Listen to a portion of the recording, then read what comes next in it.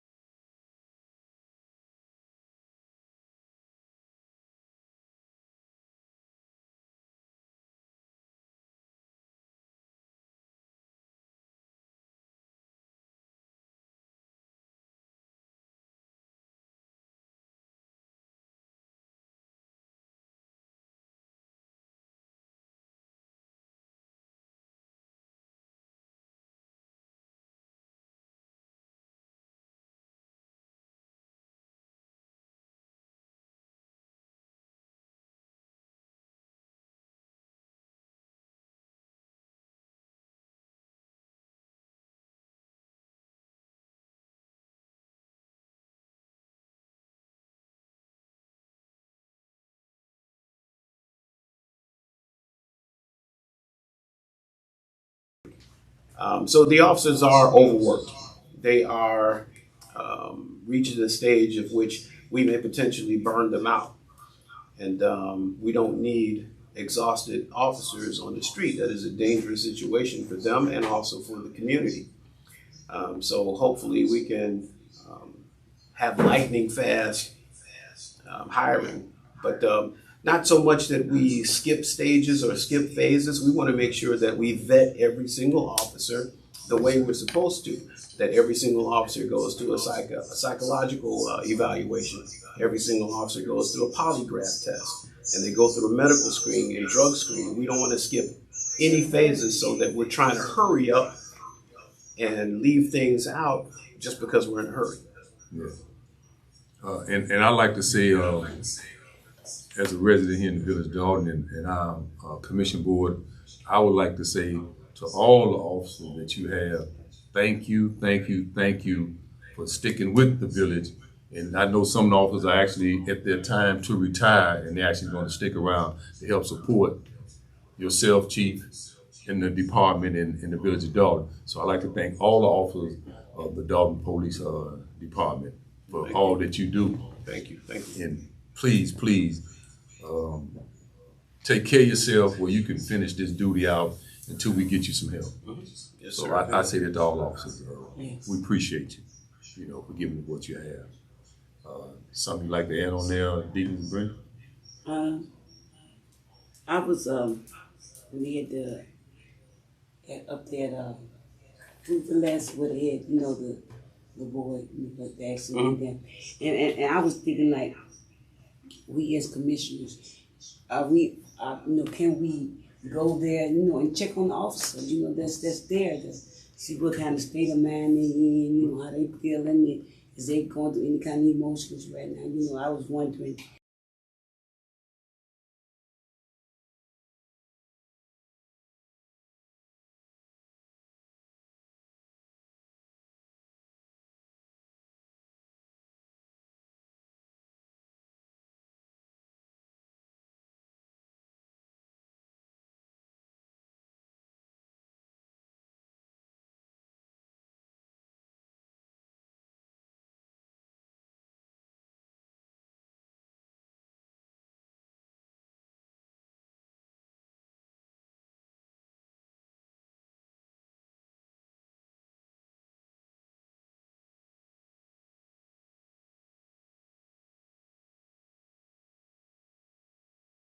But in bad situations. Yes. But still, we charge them with going out there every day to deal with the part of society that people don't really want to deal with. They go out there on the domestic disputes. They put on their hat of counselor. They go out there on the kid problem, the child problems. They put on their pediatric hat. They put on all kinds of different hats and different roles. It's not just police officers anymore. They're expected to be counselors. We're expected to be marriage counselors. We're expected to be a whole lot of things. Yes. But sometimes you have to be the police too. Any other commissioner like to add something? No, not at this time.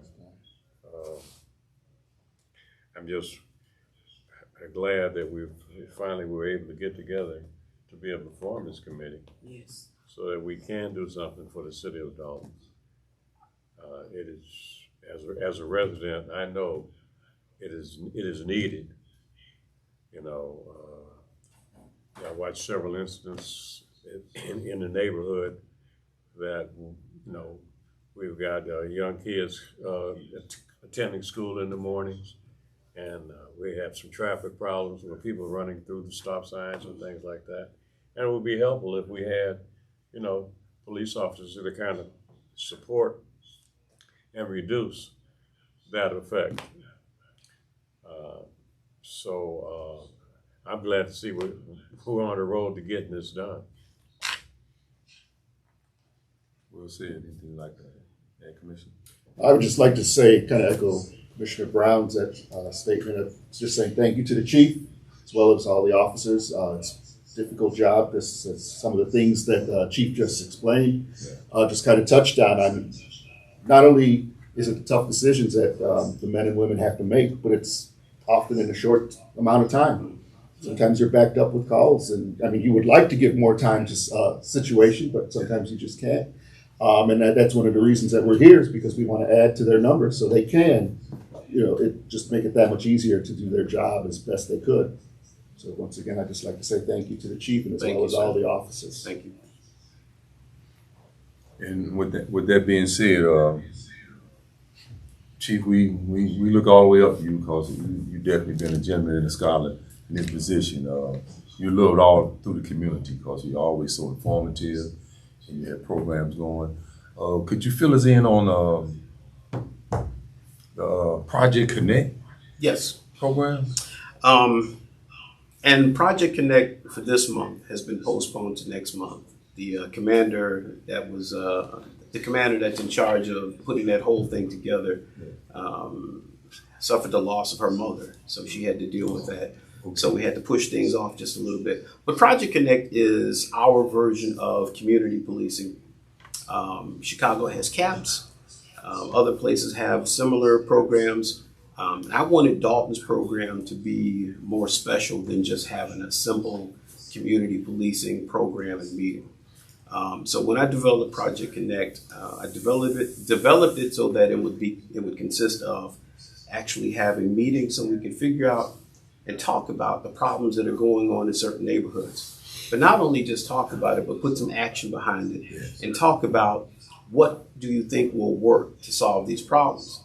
And then we try and see what works and then come together again and see where we've been successful, see where we need to make some changes, and see what, just to tweak it a little bit.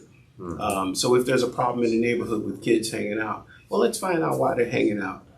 Maybe they're not so much as up to mischief, but maybe they just don't have anywhere to go.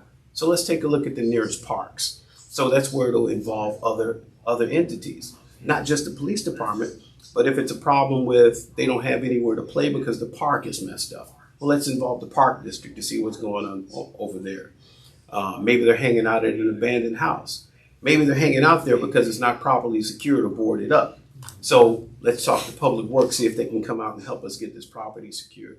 So that's what I mean. It takes more than just the police department. It's an effort of the entire community to be able to solve the problems of the community. I also wanted a component of having media so that we can do public safety announcements, so that we can put information out on the various social media platforms. So just a plethora of information to notify the public, educate the public. Yes. We want to include a role playing like we did a few years ago, where we even talked about traffic stops. Yes. People have questions sometimes, for instance, why is there more than one cop on a traffic stop? Why does it take two of you on a traffic stop? Yes. We don't have partners in the suburbs. In bigger cities, Chicago and other major cities across the nation, they have partners. So they have someone to back them up. You'll see one car, that's one officer. And the other car is there, or another car is there, just simply for backup. And that's for the safety of everybody involved, for the driver, for also the officer. Because if something physical happens, we want to be able to get it under control right away, so no one gets injured or reduce the risk of injury. So we want to educate the public and train the public on this is why the police operate in a certain manner or in a certain way. And then we do the role reversal. The citizens become the police officers, and they have to handle themselves on a traffic stop. And then the driver or the passenger are the police officers. So it's kind of a way that they can walk in our shoes for even just that very moment to see what's going on. We put them in different situations. How do you handle this domestic over here? Go over and handle it. And then we'll walk them through it. So it's just a way of bridging the gap between the public and the police. Right. And as long as we can close that divide up, we can all become the same people working on the same problems. And with that being said, I had the opportunity going through role play and your training. And I mean, it was an experience that once you experience it, you think different. And I actually was in a role where I actually had to stop an individual driver and stood to the side and had to have the person to get out the vehicle. And at that moment, I did not know how that individual was going to get out the vehicle. With a weapon, without a weapon, being irate or being nice. All those things were going through my mind, and I wasn't trained on doing it. Maybe if I was trained, I could have handled it a little bit better, and I think the way I handled it, I think I messed everything up. I must have pulled my weapon out, and I shot the tire, and I shot. I was just inexperienced in what I was doing, and that goes back to what we're trying to do and get this list together, so actually we can have trained officers out here. Because when you're not trained, you're going to make all types of mistakes. Trust me, you're going to make mistakes. And being trained, it keeps you calm and keep the situation calm, because you'll be able to calm the individual that you actually stop. Right. And that means so much. And like now, some people are getting more educated on what to do when they get stopped.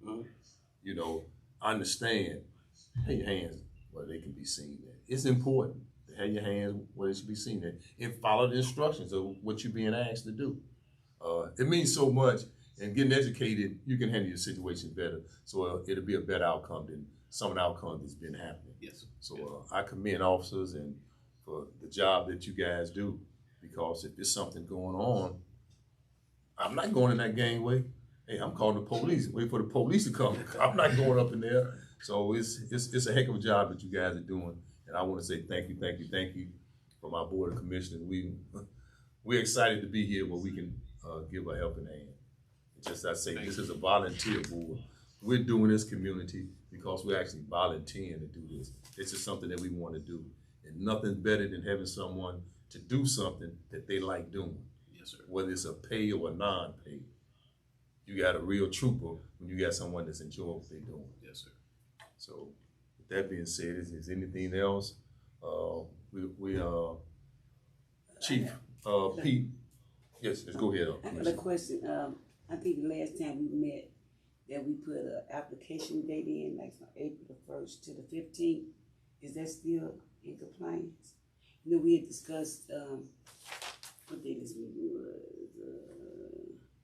on the 10th, that we had like set an application date from April the 1st to the 15th for the application for new officers to apply. Yeah. Chief, where we at on that one? That's just a matter of putting packets together. Okay. The blank application, the cover page would be a written out explanation of what should be included in an application, such as a copy of their diploma or GED, a copy of their driver's license, a social security card. There's some other documents that they would be required if they're veterans, or a copy of a DD 214, their discharge papers. So that's just a matter of just putting the package together and making them available. Okay. And usually the application is just available at the police department. I think we'll probably make some available at the Village Hall, because sometimes people come to the Village Hall looking for those packets. And even though the cutoff date may be April 15th or whatever date that you deem necessary, that doesn't necessarily mean that everything has to begin on that day moving forward. You just have a good starting point. So even if we don't get started on it for another few days or a couple of weeks, at least you have the applications in. Okay. Oh, that'd be great if we make sure we had that jump started, because I would love to invite people to come on, go to the police department, do the applications, and here at the village. So it wouldn't be anything that we can like be out on sitting and pass out applications. Right. They need to come to the station. Right. We put that information out. Usually we put it on the Blue Line. Lately we've been in a Blue Line, for those that don't know, as far as the listening and watching audience, is a website where police departments or first responder agencies across the nation put these open positions or testing opportunities on this particular website. So someone can go on there and see what's available from Alaska all the way to California, all the way to Maine. Whatever's available, that's usually on that website.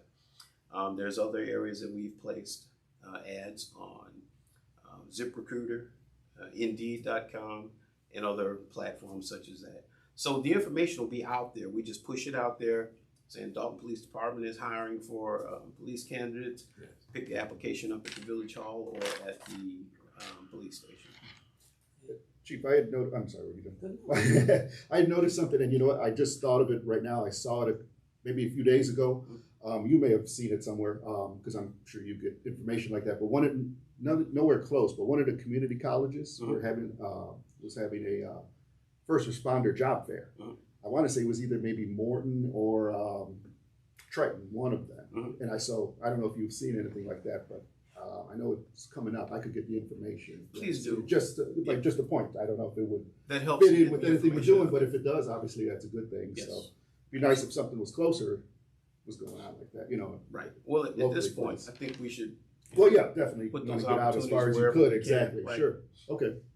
Yeah, that's great, and that's what we want to do, Chief. We want to be a resource, whatever we can do to help expedite anything that needs to happen. Yes, sir. So I say, lean on us, use us, expose us to whatever you may need us to do, any type of footwork or any information. Let us help. You know, we're here to help. We want to work for you. Because I like to say, you're full of so much information. You're so informative. I mean, man, you know, to hear officers just pour it out. I mean, you definitely pour it out. So I appreciate that. You know, I get to learn every time I have a conversation with you. So thank you. Thank you, Mr. Brown. Just as I was saying, Chief Peter, our fire chief, he was unable to make it today to the meeting. Kids first. His kids said, "Hey, Dad, you got a fire to put out here at the house." So, he's pretty good at following instructions. So we miss Chief Peter of the fire department for today, but he'll be back with us at our next meeting. So with that being said, when is our next meeting? Next April the 4th. Right? 11. Okay. April before we have a meeting on a Monday. That's because we're supposed to get some more information from The company or whatever. it's a company that helps us put Trying together. to get a presentation or something. Was that COP, C-O-P-S? Yes, I'm trying to remember myself. Yes. Yes, we'll be getting that information. And also, April the 4th, 11 o'clock, we'll have the swearing in to fire Okay, here at the Village Hall. right. Mm-hmm. Okay, and if you could give us a short synopsis of the meeting we had, so we can approve it. Previous. Well, originally, the police and fire department, fire board meeting was scheduled for March 10th at 10 a.m. The following residents were sworn in by the mayor: Mr. Stanley Brown, Mr. William Fleshman, Ms. Brenda Richardson, Mr. Chris Gonzalez, and Mr. Philip Williams. Mr. Brown was identified as the chair.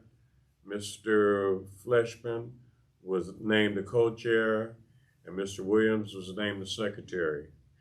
In attendance that day was the police chief, Robert Collins, and the fire chief, Pete Gavin. Discussions were being held about understaffed police and fire department employees, and the needs for each department. And with that said, that is what the entire meeting was about. Okay, thank you for the reading those minutes, Secretary. At this time, could I get a motion to accept the minutes as read for March the 10th? I motion. Motion by Commissioner Richardson. There's a second. Second. We have a second by Gonzalez. Motion passed. Minutes is passed and As read. is read for March the 10th. Okay. Thank you. If there's nothing else, commissioners and chief, I'd like to get a motion to end this meeting. I second the motion. First, we got a first by Commissioner Williams. I second it. Got a second by Commissioner Brenda. Motion passed. Call the roll. The roll, Stanley Brown, the chair, Brenda Richardson, Chris Gonzalez, and Philip Williams. Call the roll to say we want to end the meeting. With Call the roll. Call Brenda. Brenda Richardson, Yes. Chris Gonzalez, Yes. Stanley Brown, Yes. Philip Williams, yes. All right. Motion passed. Okay. All We, right. we, Good, you know, good evening, everyone. we knew it this, Thank so we'll get better, you know. Oh yeah. Yeah. It's gonna take time.